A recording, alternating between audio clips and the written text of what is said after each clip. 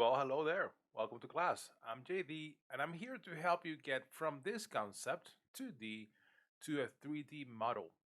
The first thing we're going to do is to analyze this concept to make sure that once we tackle 3D, which I'm sure you're so eager to do that as I am, once we tackle 3D, we will do it effectively. Okay, so let's briefly analyze the concept. This is a practice that might take some time. For some people, it might take a few minutes, others a few hours, and some people even a few days. But trust me, this is gonna pay off big time because you're gonna solve problems before they actually happen. So let me show you how this is done very easily.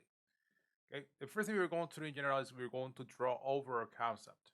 Okay, to start identifying parts and start seeing and making sure that we know uh, from the bigger details to the small ones, okay, and we will not miss anything. So we'll start with the border here, okay, and the silhouette. The silhouette is actually a very good guide because it shows us how our model has to look like, okay, and for example, notice this part over here, this mark that we don't see this part over here, for example, okay, this part over here is an indicator that hey, there's a piece here that is going to come out, and if you check the model, sorry, the concept, okay, you will see hey, this part over here should be long enough so the tip comes out, but not so long that it goes beyond that, or so short that you don't have that tip. Okay, so there from the very beginning you start seeing a small details that you should take into account. Okay, the next piece that we have is the wood.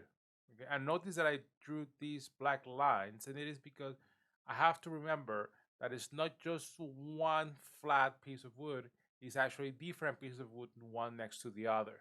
It might seem obvious, but when you're modeling, this is something that you may actually forget or completely ignore. The next one is this part here in red. Okay, and the good thing about this, or the reason why we do this, is because we want to make a distinction that the border is a piece and this red part is a different piece. Okay, and if you notice the part in the middle is not covered in red, meaning that that is actually something else. Let's look into that now. Okay, so we have this piece over here fully white. Let's look at the concept again. Notice that the part that is white is actually only this border over here. Okay, let me just hide this for you to see it again. But the part in the middle is not a part of it. So here we're already making the decision that this is going to be one piece and this part inside is going to be a different one. In addition, we also have this part in the back. Okay, super important because sometimes we tend to forget we work on the front and we tend to forget that we also have a back of the model. Okay, especially in this kind of concept. So here we have an indicator that we have two pieces that are very similar in the back, but they're not identical. Okay. Notice here, I have added this color, okay, for that very same reason. These two pieces are similar, but they're not the same.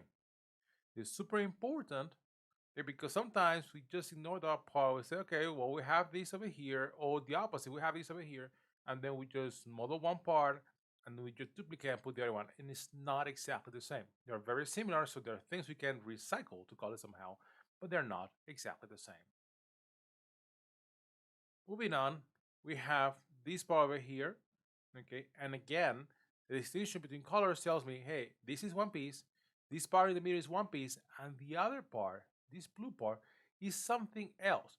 And if I take a look at the shadow and the light here, I can interpret this, and remember that the 2D concept is about interpreting, okay? Well, having a 2D concept about interpreting, better said, is like a sphere, okay? It's not a flat piece, it's something that is round.